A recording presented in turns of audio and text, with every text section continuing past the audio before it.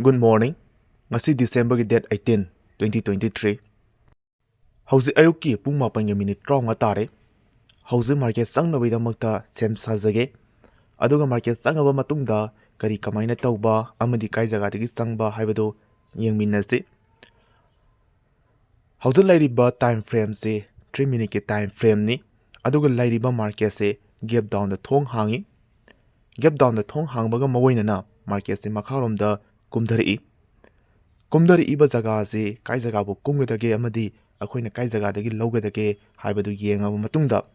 ngasigi profit amadi loss kyam laigadage haibadu yengase.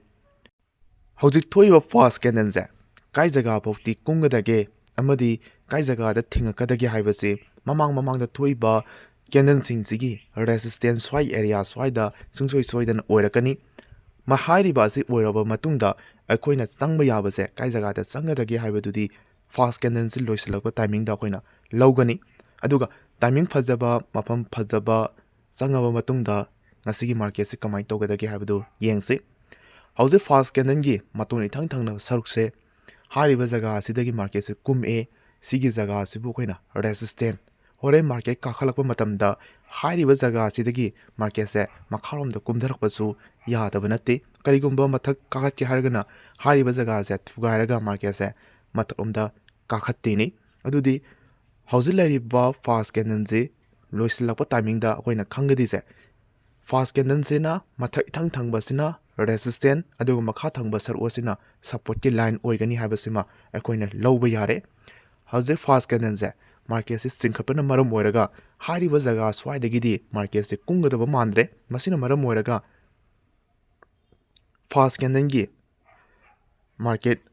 makhai thang basar osida line sing janjare aduga hadak tholiba candle sing si su yengu asangba thole aduga fast candle gi line sing ami be saru asida mana surami ba haiba tare resistant oiraga lerami ba mayam sina takpadi hariba jaga se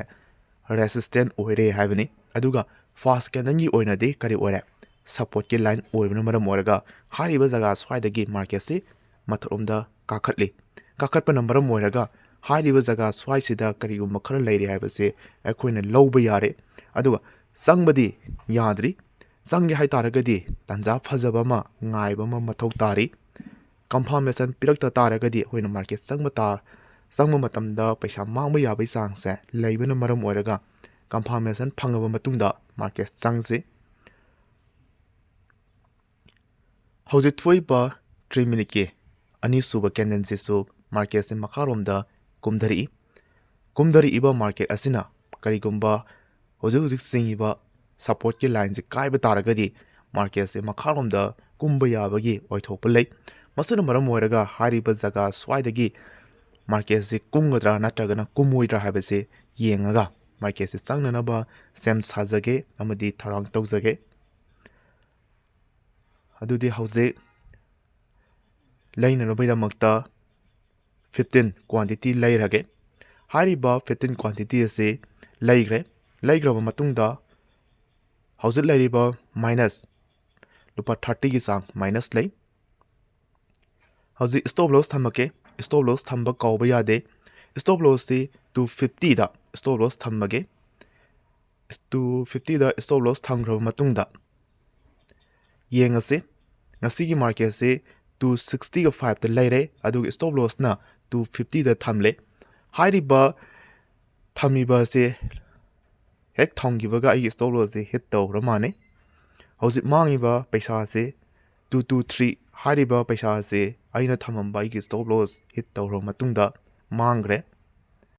paisa mangbase yam kuihoude nate ko ngasigi de market ama sangma matamda minus oirhabnina market sanaba swaida loisanjage.